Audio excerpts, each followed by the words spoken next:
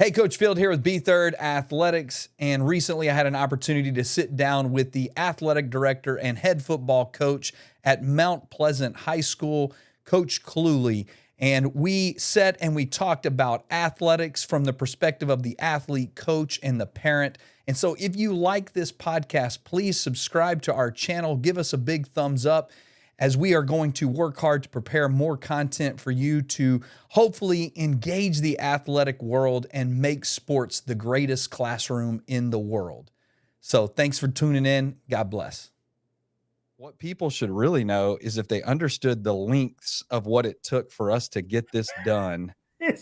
they would be really impressed that we had the fortitude to keep fighting, This is I feel like maybe the hardest I've worked in this profession in 17 years is now I feel terrible to make this thing happen. I mean, great. I'm the hardest thing you've ever had to accomplish in your coaching career. I don't know if that's a good thing or a bad thing. Anybody else, I'd be like, man, I'm done. I'm out. Can't do this no more. Well, Coach Cluley, I really appreciate you coming on. Obviously, our goal on the B3rd Athletics podcast is I want to interview coaches.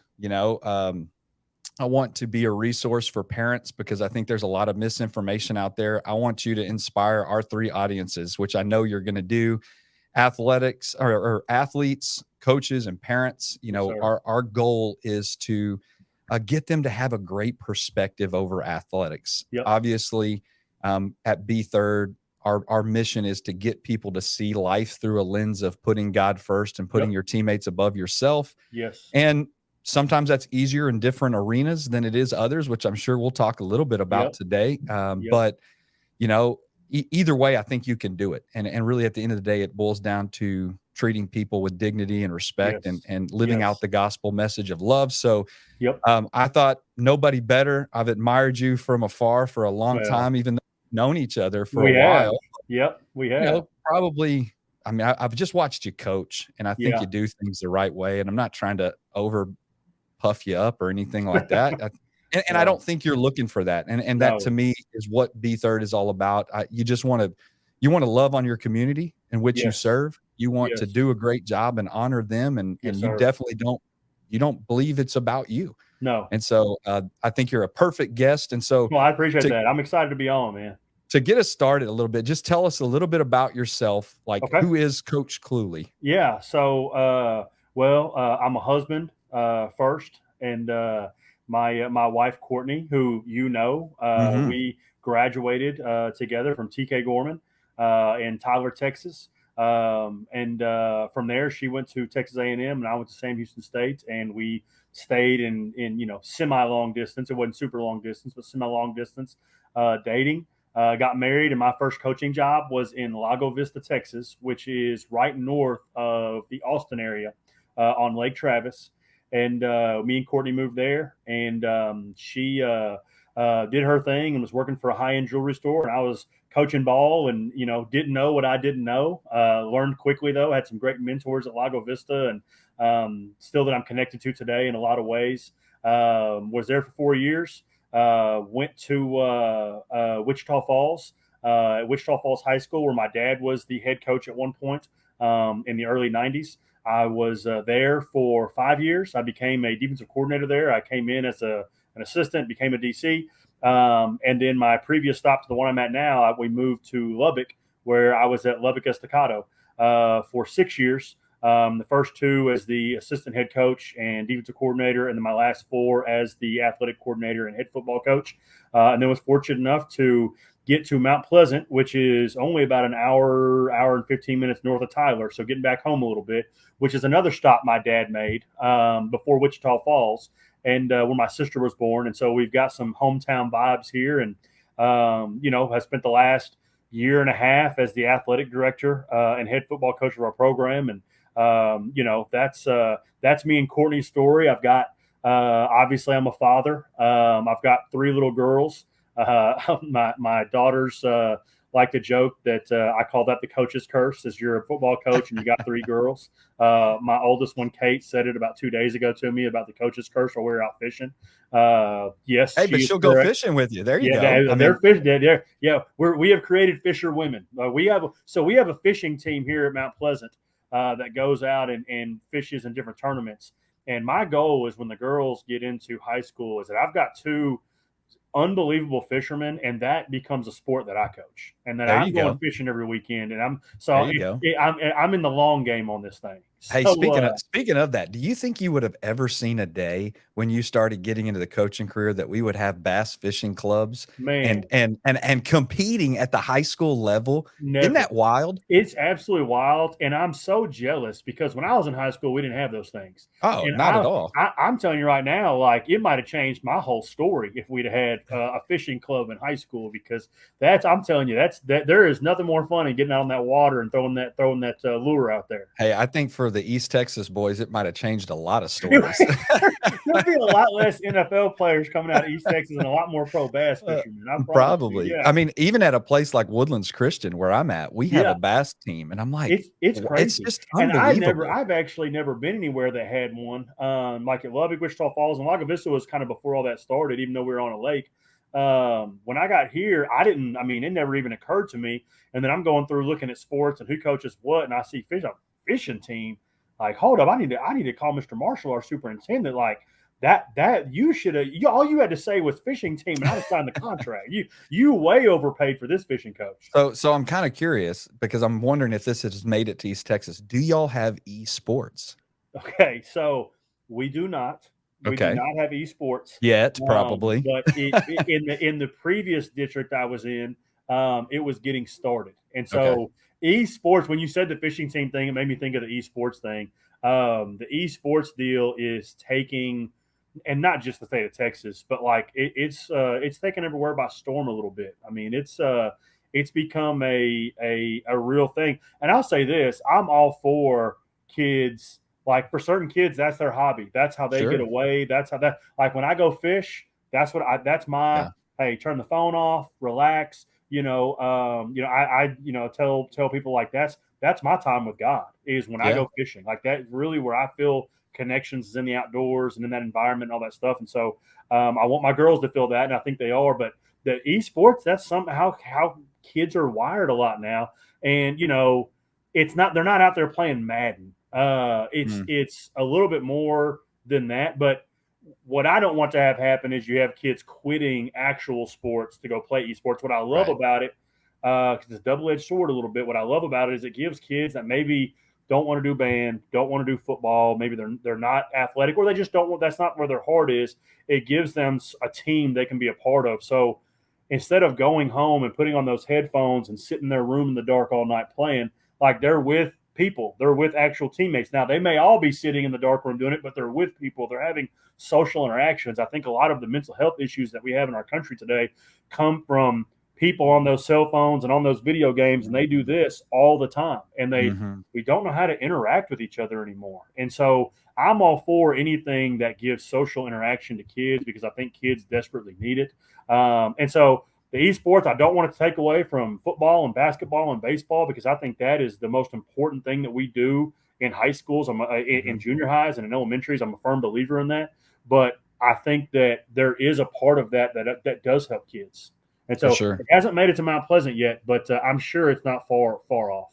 Yeah, I was blown away in COVID.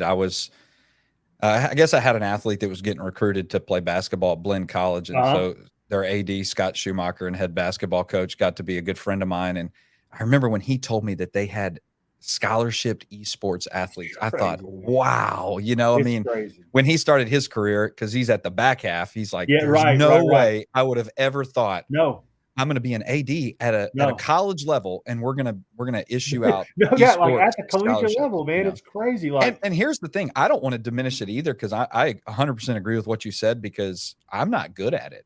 no, So I look at it no. like, hey man, it's just as hard to get really good at I'm as telling you, we anything get else. just as good of smack talk in the locker room about the video games than we do out on the I'm actual sure. field.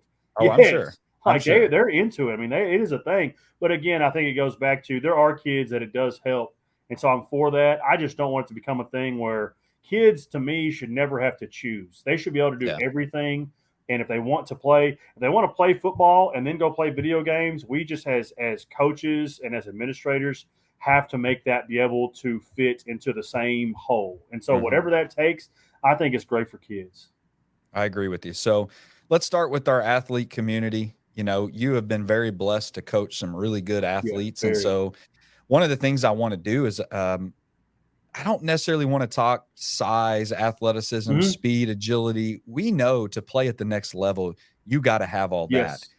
What I want to do is I want to inspire kids to understand the intangible side of recruiting Yep. and how important it is. And so I know you can speak a lot to football. You've probably, in your tenure of being an administrator, seen a lot of other athletes in other Yeah. sports. And so talk with us here for a second about, what are some key intangibles that you would see as common denominators with kids who get that special opportunity? Because Right. the statistic says 3.5% of kids Yes. in America are going to get an opportunity to play at the next level. And that doesn't matter whether it's Division One, Yes. NAI, Yes, whatever it sir. is, Yes. everything is a blessing. If you get to play Yes. at the next level, that's a blessing. And 100%. sometimes your intangibles can be what sets you apart with a college coach, not always Absolutely. your athleticism. You got to Yes. have that, but man, let's talk about intangibles for a second. Yeah, so we actually for the first time ever, I hosted a recruiting seminar here at Mount Pleasant to educate our parents, and it wasn't a football; it was recruiting for girls, boys, junior high through high school, and about what people are looking for in the collegiate game. And I have been very blessed in my opportunities to have kids sign at from the biggest colleges to the smallest. Everything we talk about, you just hit the nail on the head in terms of everything is a great opportunity. If someone is Mhm. saying, we want you to come play for us, it's an unbelievable opportunity that 98% of kids don't get. And Yeah. we've gotten into this deal, this D1 or bust mentality in a lot of places. And I think it's relevant here as well in terms of this D1 or bust, that if I don't get a big offer, then I really didn't get offered. And that couldn't be further from the truth. I think when you talk intangibles, I think that like the things that I talk to our kids specifically about is the things that you would also talk to your kids about when they are first going into the job world, when they're first going into the working world, because make no mistake about it, the collegiate game is a job. It Mhm. is high school to me is the passion, the camaraderie, where you can affect so many different things as a kid, as a coach, the whole deal. College is a business, and they are there, and they are, a high school coach that does a great job, I think, can stay at a high school for a really long time, win or lose, because they're Mhm. affecting kids in a positive way. But if you show me a college coach and they go 1-9 and 2-8 and 3-7, they're out. It doesn't And it matter how doesn't, good of a person they are. that's what I was about to say. It don't matter. No, it does. They want results. Well, with that becomes the business oriented side of college athletics. And I've had multiple kids go to play college football, and they aren't ready for that. They want the pageantry. They want to run out, and coaches are with them for all 4 years, and that's just not what it is. And so the intangibles that we talk about a lot are, how do you show up? And when I mean how do you show up, it's what is your mental state? When I show up to that job, which is what it is, when I show up to that first meeting, and not the first day of practice, but the first meeting I show up to, freshman orientation, what is my mental state? Is my mental state that I'm doing you a favor, or is my mental state that I'm blessed to be here? Mhm. Because a lot of kids show up with the, well, you're lucky to have me, and then you start running those 40s and 60s and 200-yard gassers and 300-yard gassers, and all of a sudden it's like, oh my gosh, like I shouldn't have to go through all this. Where when you show up with the mental state of, man, this is such a blessing, how can I take advantage of this opportunity? You consistently push yourself, but you don't stick around when you go with the, hey, they're lucky to have me. I could have gone here, here, here. And so many of our kids through the recruiting process, because all these coaches, whether it's the lowest division to the tallest division, they get wined and dined, and they get told all these great things about how great they are, and then you show up day one, and all of a sudden it's like, yeah, put your hand in the dirt and let's go. Like all that fun stuff is over. And Yeah. so I think, Reality hits. yes, exactly, yes. And so I think how you show up mentally is the difference in you going home in 6 weeks and not. I think how you carry yourself in terms of on your team. So it doesn't matter, and I talk this about coaches as well. The length of time you've been somewhere doesn't matter. Who you are matters. And so you can have a 5th or 6th year senior that really isn't bought in. He's just made it by. And are you attaching yourself to that person, or are you coming in as hey, I'm going to do everything the right way. I'm going to be early to every meeting. I'm going to make every breakfast. I'm going to make every workout. And I've had kids go both ways. And you get calls from coaches and they say, Coach, so-and-so's, hey, he's missed the last 2 morning workouts, And what kids don't understand is the workouts in college are at 5 and 6 a.m. And then you go condition at 6:30 and 7:30, and then you go to class, and then you come back for meetings at 2, and then you practice, and then you go back to meetings after practice, and then you have your tutorials at the end, and by 9 o'clock they release you, and you go home and you go to sleep. Then you get up and you do it all over again. Yeah, and every then day. It's Groundhog Day. It's life, but baby. They've Welcome also invested a ton of money into you. And it's just like a new car, You're not going to try and start a new car with no gas in it. And so they have put all this gas into it, and they're going to make sure that gas tank stays filled up all the time. But I think like your mental capacity of how you show up as an intangible, how you carry yourself in the locker room and around your coaches, and then who becomes your group, because everyone has a group, right? Like I have a group of 5 or 6 friends that I hang out with more than anyone else, or that I'm around more than anyone else. Mm-hmm. Every person in the world has that. Now, maybe more, maybe less, but every person in the world has a contingent, kind of their clique that they're with. In high school, we have it. We have kids that all hang out together. We have kids that they are with each other in football and they go their opposite ways. Is who are you? Because you show me the 5 people that you hang out with the most, and I will tell you who you are. I don't have to have ever met you. Yep. And so, again, who are you getting in with? Are you joining the group that skips out on morning workouts? Or are you getting on that group text 30 minutes before 5 when you're supposed to be up at school saying, hey, is everybody up? Check in right now. And it's all of those things that it takes that take. And also, to me, from an intangible standpoint, it from a coach's intangible standpoint, we have to stay connected to these kids. When they leave your program, they don't leave your family. They don't leave who they were. I had a kid just yesterday start yelling out, Coach Cluley. We're at a doctor's appointment for my youngest one, and he was going in to get shots to go to college. He's going to be a welder. But, like, I just texted him 2 days earlier because I hadn't heard from him in a little while. And he's a kid that's not going to go play college football. He's not, but I was like, man, I haven't heard from Braylon. Let me text him real quick. I think it takes just that 2-minute text. That same kid now sees me 2 days later. He's running up, giving me a hug, taking pictures with the girls. Like those things, so many kids don't have the home life to fall back on. And as coaches, we can be that home life that, hey, coach, this is what's going on. Can you help me? Hey, coach, this is what I need. Can you help me? I think that is so important in terms of kids can have all the intangibles in the world, but they have to have somebody to fall back on. At some point in their life, there are very few people. I can tell you right now, I'm not sitting in the seat I'm sitting in because of me. I'm sitting in it because I did some good things, but I had so many awesome people, my wife being number one, around me that helped me get to where I'm at. And these kids sometimes don't have that, and we have to become that.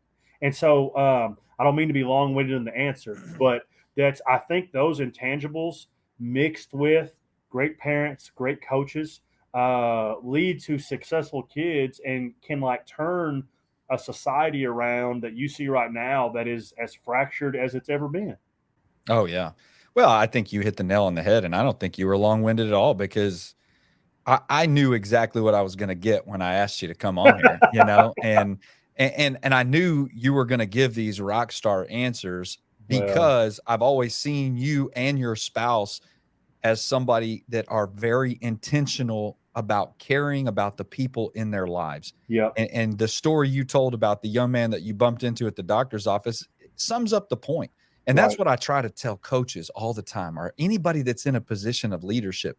If you want people to work hard for you, if you want athletes to play hard for you, you have to ask yourself, do you really care about who they are going to be long-term? Yes, sir. And if they know that, if they feel that like Coach Cluley or Coach Field or who, it might be their future boss, companies that thrive and have great culture, man, it's because they look at they get to work for leaders who it's not about what you can provide for me. It's what I can do for you and your family to set you on a pathway to success. Man, that's the goal.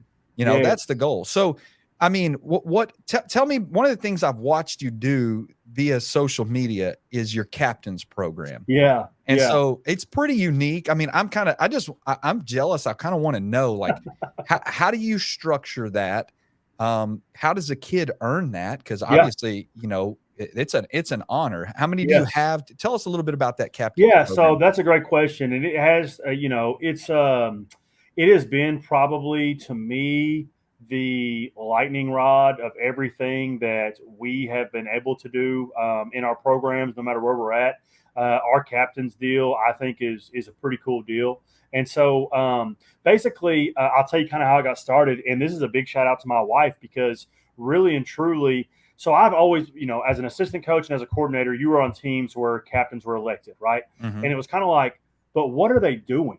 Are they just walking out to walk out to be seen first before everybody else? Mm. Or are we trying to create, if they're the leaders of the team, what are we trying to create within our leaders to make sure that then permeates the rest of the team, possibly even coaches? And Yep. so me and Courtney sat down when I got the job at Estacado, and we just started kind of thinking of, okay, what could we do that would be a really cool thing to make it more than just, hey, you get to walk out for the coin toss, because I want it to be something where when a captain speaks, people listen. And I want it to be Mm. something that kids understood that, like, hey, this is somebody that's doing things the right way. And so basically how it came to is I was like, I want these kids to be able to come to my house, to be able to hang out with my kids, to be able to hang out with my wife. I want to, when they see them, my girls, to run up and give them hugs and know their names, right? And so I knew to get that started, it had to start with the captains. It had to start with our leaders. And so we said, hey, let's do this where we'll do captains, and then we'll bring them over to the house every week of the football season, and we will eat with them. We'll fellowship. We'll talk through things. We'll talk about anything under the sun, but we'll get to know them. We play Uno, we play Monopoly. I mean, we play all types of stuff with them. And Courtney cooks the meals, and so Yeah. a lot of our kids are going home to that's the only meal they get all week is the Mm. one my wife cooks for them. Mm. And so the way that it came about is that so our kids vote for four people. That varsity, they have to be in the varsity locker room, which means they're varsity football players. They vote for four kids that they think best envelop what we are looking for in our captains, which are people that are like basically three yes guys. And what we mean by that is like they're we can trust them, that they and now I'm missing my last two yeses, man. Gosh, I got nervous all of a sudden. But the three yes guys is that, can we trust you? Do you care? And I'll think of my last one here in a second. But our three yeses, we talk about them, and then our kids vote on it. Yeah. Well, I bring in our coaching staff, and we tally up the votes. And then as a coaching staff, we say, okay, did we get a group of kids that is just voting the popular vote? Or do we get a group of kids? And I'm telling you right now, it tells you a lot about your football team or about any Mhm. team in general. It's Mhm. who do they pick as captains? Do they Mhm. actually pick the ones that are supposed to be? And then we as coaches look at it, we say, hey, okay, we think that one, and that one are really good choices. But that last one that got in, I don't think that's one. And we will say as coaches, then we will vote. And Mm. so there's coaches' votes that go into that as well. And then we decide, okay, these are the guys that we feel like are going to be the leaders of our team, right? So those kids, I announce them, we clap for them, we take pictures, we do all those things, and then I bring them in and we talk about like their contract. Like what does that mean? That means you better not be in ISS. You better not be Mm. getting swats at school. There better be no drug and alcohol paraphernalia on any of your social media, anything with you in it. All of those things that you are going to be treated like a coach. If the varsity locker room's dirty when everybody leaves, not everybody's getting punished, just Mm. you four. Mm. Or at times it's been you five, or at times it's been you three. We kind of look at it in terms of where is the separation of all the votes happen? Like, where do we feel like there's a significant drop off? And if that means there's three, then we'll take three. If that means there's five, we'll take five. Nice. And so talk to the captains about that and about what that means and about what it means to represent your school, your family, us coaches. We don't want to see you on the local news and you were a part of stealing gummy worms at Walmart. We want you have to be the ones that when you speak, people listen. And the way they do that is not because it says captain in front of your name. It's because of your work ethic. It's because Right. of of what you can instill in others. And then what we do is we'll do things like, of course, they'll come over to my house, but they keep locker rooms clean. They hold kids accountable. When we do like any type of, snow cones or pizza or whatever, they serve their teammates. Like they're the Right. last ones to eat. They're the Nice. last ones to get whatever it is. So there's give and take to it, but we're trying to teach them that like servant leadership, like that's like the main thing of everything we do. And I think the main thing we do as coaches is we're servant leaders. It's you lead from a how can I serve you perspective. And I think if we can instill that in kids and then they are instilled to marry people like that and then they Mm-hmm. raise their kids like that's how you change what's going on right now in America. What's going on 100%. with, everyone's at war with each other, Yep. depending on what side of whatever political statement you want to make, right? We're not in it for each other anymore. It's what can you do for me? And just like you said, Mm-hmm. not what can I do for you, Right. And I think that's a huge thing with our captains deal. And I'm not gonna sit here and lie to you and say that every captain that's been voted in has stayed a captain. It hasn't. I've had to remove some because they haven't made good decisions. But I'm not going to put out there and the other captains. And that's the other thing. If we remove a captain or we remove a kid from the team, the captains have a say in it. And Wow. I bring them in and we talk about this is what happened. This is why. This is what I think. What do y'all think? And we talk about it. And I want to be an open book to our kids. And then what I want to have happen is when that kid that potentially gets removed from the team goes to all those kids like, man, I can't believe I got removed. My deal to them is like, you better stand up for us because it's not me, it's us. And you helped that decision be made. You also help it be made if he comes back and doesn't do right. Like you have to make sure that when you make a decision, you're following up on those things because that's life. Yeah. That's life. Yeah. And so I feel like our captain thing has really been awesome. We're actually going to make a slight change. The kids don't even know this yet to it this year. We are going to vote in the preseason, and then we are going to re-vote mid-year. Hmm. And it's going to be if the same kid doesn't get voted in at mid-year that got voted in the beginning of the year, what does that say about you? What does that say about you as a captain that you didn't do your Mm-hmm. job, that you Mm-hmm. weren't where you should have been? And the kids, because the kids always know more than we know. The kids 100%. are seeing you out at places and doing things that they know you shouldn't be at. They're not going to come tell their coaches, but they're going to tell us through their vote. And so that's going to be something that I'm very interested to see is once we get to our bye week, which is week 5, we will re-vote for captains. And if the same 4 don't get voted in, I'm going to call the ones that don't get, or 5 or whatever, I'm going to call the ones in that got voted out and have a very serious conversation with them about your teammates don't see you as a leader. They saw you at one point in time and you got voted in, but now where did we go wrong?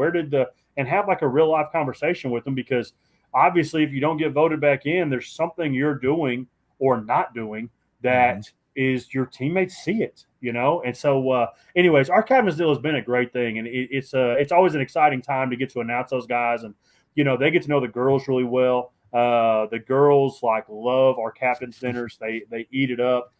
They love playing like Uno. That's like our kind of family game, and so it gets super competitive. My girls will. Their little motto when we play is if you ain't cheating, you ain't trying. And so when we get into Uno, boy, you better be checking underneath people's feet and all types of stuff because wild cards go missing at our household. That's funny. That's funny. Yeah, I mean, and I think one of the things that you're going to instill with this minute little change with the vote mid-season is you're going to teach young people that hey, positions are earned every day. Man, If boy, you don't big facts. if you and that will slide us into coaches because how many adults struggle with that? It's like, "Oh, I Dude, got named head coach or I got this yes, position. Now I've yes, arrived or yep, now I don't have to work the same way that I used to yes, work." sir. And the reality is the killer to anybody's success is complacency. No The doubt, moment man. you decide that you've made it, Yep, you might as well hang it up. I mean, yes, you got to want to earn it every day. You got to every earn day. it in your faith. You got to earn it in Yes, your marriage. You got to yep, earn it with your family, your friends, yes, everything. And so let's talk about coaches a little bit. I mean, yeah, you're in a position where you hire not only yeah, for football, you're hiring hmm for the rest of the school, and right, you're a part of that process. So, yes, for any coaches that might be listening out there that want to grow in their career or advance to the next level. Yep.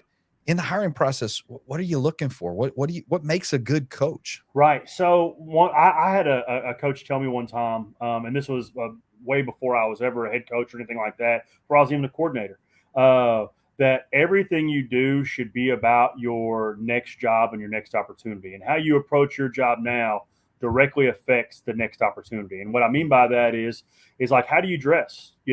One thing that I see a lot of, and like when we hire coaches, we talk about this. You're not going to go into the classroom in your coaching stuff, and you're not going to come back out to a coach in your teaching stuff. We're not going to coach in jeans and khakis and things like that. We're going to coach like what a coach should look like, and perception's reality. And if you want the kids to take you serious in the classroom, you don't show up with a whistle, your hat turned around backwards like you're coaching defense, right? But with that said, if you show up out to the football field and you're in your slacks, your penny loafers, and your collared shirt, the kids out there don't take you seriously, because the perception is that really you're not all the way in. And so we talk about like, how do you dress? What does that say? Like, so many things about what you don't say so much about people. How do you interview? Like, and I'll say you this. I encourage my coaches to go out and interview places, and I think that's pretty unique. But I tell my coordinators, go interview for head jobs. Like, every one of them that you can get interviewed for, go interview for. You may not even want it, and that's okay, but go do it, because it's experience. It also gives you things like, shows you holes in what you do. It shows you, hey, man, this is that question I totally bombed on. Like, and then when that job comes open that you really want, like, you have the opportunity to go in there and get that job because you have the experience of having done it. I think like coaches are the guys that, and the women that, how often are you communicating with your kids? And I'm a big believer in social media, huge believer. And like my coordinators know, like one of my coordinators didn't have Facebook, and he didn't want Facebook. And I said, if you're going to be a coordinator for me, you're going to have Facebook. And I said, you don't have to be active on it, but what I need is that kid that has Facebook that needs to direct message you for a ride, or direct message you at 10 a.m. that dad just beat up mom and he's in trouble. He's got to be able to get a hold of you. And a lot of our kids, if they don't, you want them to have your phone number, but like social media is another access point. And so I was like, you want to do this, you're going to get Facebook, you're going to have Twitter, you're going to have Instagram, you're going to have all that. I'm not saying you got to be active on it, but kids have to be able to reach out to you and say, hey, Coach Cluley, this is what's going on. Hey, Coach, I forgot to save your number. Shoot it to me again. I'm in trouble. But all of those things, like, you have to be willing to do that. Nothing about coaching, and you know this because you're really good at it too, is the good ones. You don't go home and forget. You go home and like, you don't sleep. Like, you you're can't worried put it about down. what happened to practice that day, or I'm worried about, is my inside linebacker, did he take care of that test grade he told me he was going to take care of? You think of all the good coaches, think of all the things they didn't do when they get home. And not like, man, I did this, this, and this. Boy, I'm good to go. That complacency that you hit on is so huge, and it happens all the time, and it happens in every profession. I think it is more amplified in coaching, because you are around kids, because you are coaching kids. I think that, I'm also, like, I'll say this in terms of, I don't care about things like tattoos. I don't care about facial hair, obviously, but like, that doesn't bother me. What I care about is who you are as a person. Do you put kids first, or do you put you first? And sometimes, and I tell my, sometimes that means like, you might have to, for 10 minutes, put a kid before your own kids. And that's what happens. Like, that's the part of the servant leadership that we have, that is so important to developing the relationships that so don't exist anymore. And when you develop those relationships, those kids will run through walls for you. And I can tell you this, you can watch any good coach, and you would be the same way, can go watch a coach his team for 10 minutes and tell you, is that a person that's a good coach or not? Because are they getting eye contact? Is there discipline at the practice? Are the kids responding when something bad happens, or are they all quitting?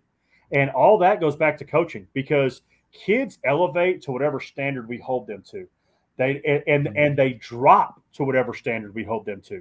And so it's human nature to drop to the lowest standard in everything that we do. And that's why you have people that, don't succeed and don't do well because they're dropping to that low standard. Well, if we keep those standards up high, those kids will rise to the standard. It might take a while. Might take thousands of yards of bear crawls. I take thousands of yards of towel pushes. But Oh, like they're going to rise to it, or they're not going to be a part of it. And kids want to be a part of it. And so I yeah. think with new coaches, I'm always looking for energy. One of the things we always talk about, and I'll have it in my packet when we meet next week with my coaches. If you're juiceless, you're useless. Like bring the juice, bring the energy. Kids aren't showing up every day going, "This is the greatest thing ever." A lot of times they're showing up dreading it. Like, what are you doing? Greet kids. Like my coaches and me stand out here in front of our field house every day, off season, in season, the whole, and we greet every kid that walks through the door. So if you've had a bad day, you walk in and there's 9 to 10 coaches going, "Hey man, how's everything going?" And we're dapping you up. So that 10-meter walk between our field house walls to the locker room, you're getting all the grown men here that you can change entire attitudes and entire days that way. It takes those types of things, and people get into coaching sometimes and think that it's just about the X's and O's. And that is the thing that it is least about. I can tell you right now, I'm not good at the X's and O's. I'm not. What I think I'm good at is building relationships. And I think that's why kids play hard for us, not me, us, our coaching staff. And so all of those things to me go into like the totality of what it takes to be a good coach in any profession, whether you're coaching soccer, football, basketball, golf, it doesn't matter. All those intangibles are the same. What about your faith? I mean, you're in a public school setting. How does your faith impact how you coach? I mean, I want to ask you this because I know you're going to answer the question appropriately, because a lot of times what happens with public school coaches are people that aren't maybe at a Christian school. For me, it's easy, Yep. and I remember talking about this with you when I was looking at potentially moving to the public school setting, and Yep. I was trying to get your coaching. Like, hey man, Yes. I'm a man of faith. Like, what do I do? Right. And what I want you to hopefully encourage, if you're a Christian coach out there and you're at a public school, you don't have like you can still use your faith in an appropriate way, in a Absolutely. healthy way. And so tell us what that looks like for Yeah. you and how you've used it over the years. Well, I think the biggest thing, like when you start talking about faith in the public school setting, and it's people sometimes walk on eggshells with it a little bit, just because it is it's in certain areas can get you fired, and you can get in hot water and stuff like that. Is who are you as a person? Like if you carry yourself a certain way, like as a man of God, as a Christian, as a Catholic, the whole deal. I think kids see that. And when kids can latch onto those things and see how you carry yourself, you are spreading your faith through your actions and through how you do things. It doesn't always have to be with I'm praying with every kid, right? It's through the actions that you show. And I think some of the things, and I'm going to say this on here, we pray before every game. Like we pray before every game, right? And we all touch each other. And and I've got Coach Woods, who's been a coach here a long time, unbelievable man of faith. He prays over our football team. I've brought in youth ministers. I've brought in pastors. All types of people that we're going to pray. Like that's what we're going to do. And so I sometimes you get kids that don't even know what that is. They've never even experienced that. We institute the be a man culture in our stuff, and through that, when you watch your coaches get up there and talk in front of our entire group, faith is going to be a huge part of that for the majority of our coaches, because they are men of God. They wouldn't be here with me coaching if they weren't. We all do it in different ways. I've got some coaches that go to church 4 and 5 times a week. I've got coaches that don't go very often, but they're all men of faith in their own ways. Faith is not always done under a steeple. Faith is in 98% of your faith is practiced outside of the church, and how you carry yourself and what you preach and what you allow and who you hire, and who you put around these kids. That's a responsibility as someone that hires and fires people, is who are you putting around the kids? Like, well, are you putting good influences or bad influences? And I think that that is so important. We do family groups with our BAM culture, and where our coaches get kids that they don't coach every day, so not their position group, but 10 or 12 other kids that they meet with every week, and that's in season and out of season, and they get to know those kids, and those kids now are getting to know another man of faith outside of just their position coach. And so I think that's like how in the public school setting is you're always going to get in certain areas the pushback of, well, you're forcing it on them, and we don't force it on the kids. But the kids, if you do it right, and I'm not trying to brag on our coaches or how we do things, a lot of people, they want to be like us. They want to, they look at us as role models, whether they're fifth grade or fourth grade little league players, or they're seniors, or they look back, they look at their families, and they look at their coaches, and they say, okay, who do I want to become? And so you're always in that realm of being able to, without, like I said, without praying over someone, being able to show your faith to those kids, because again, they want to be around us. They want to, and we have great kids here in Mount Pleasant, like unbelievable kids. We've got kids that go to church 2 or 3 times a week, and we've got kids that don't know what that is. And we are going to pray with all of them, and we're all going to be a family and all that same way. And so I think in a public school setting, that's how you're able to, catch up, or I shouldn't say catch up, but like be almost like a private Christian school where that's so encouraged from the top down. At a public school setting, it's acts of God, and what you're doing through your works, as opposed to maybe as much like talking about church, or lots of places like when I went to high school, TK Gorman, we went to church, that was a weekly thing in the school. We don't have that here. And so that's our job as coaches, to kind of like bridge that gap. Hey man, as we wrap up, let's give a little shout out to our parents. I mean, I know you got about 5 minutes left with me. So what advice do you have for parents? How do you uniquely manage the relationship? Because I'm a big believer in the village concept. And if we can partner with parents, that's the hope as coaches. Yes. We want to partner with you. Yes. Now, how does that partnership work in a really positive way in your experience to kind of close us out today? What is so I'll say this. I think the parents are the most important part of kids' education, of their upbringing, of everything. I'd love to say coaches are, because that's what I do, but we're not.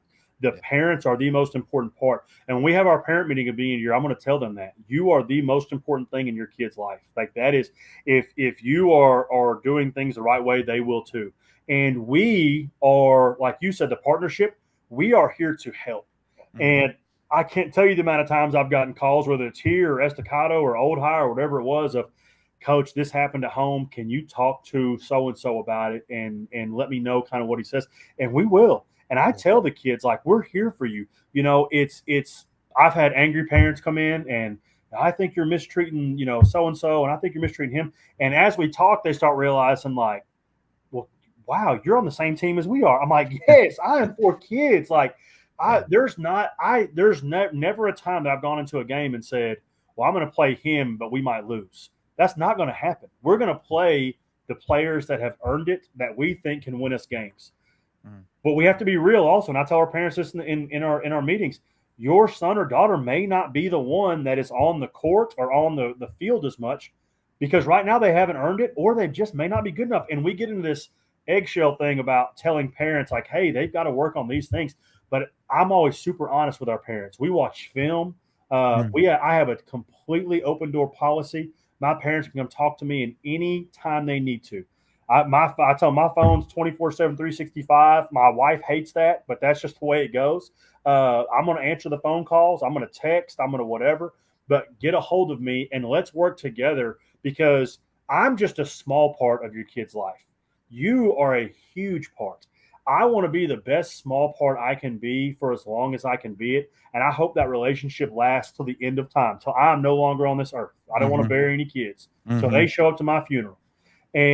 But you will be here and are a huge part, whether you want to be or not as a parent. You are a huge part of everything that they do and everything they will become.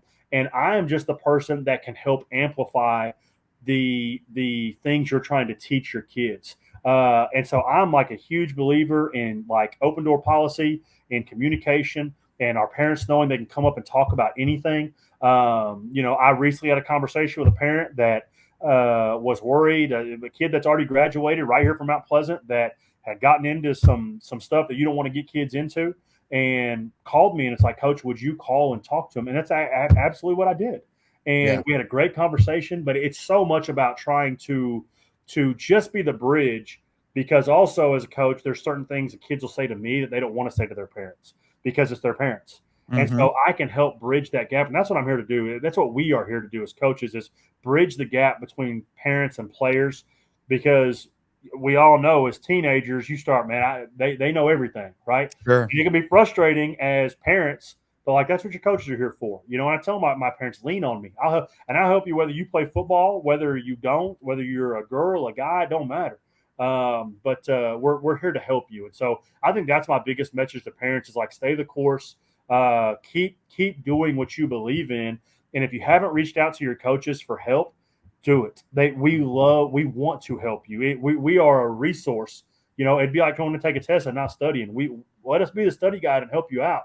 And sometimes we can reach that kid in a different way that maybe you haven't been able to, because we have a different relationship. And so I would encourage all parents to be very close to their coaches as much as they can and involve them in decisions that you think they can help in.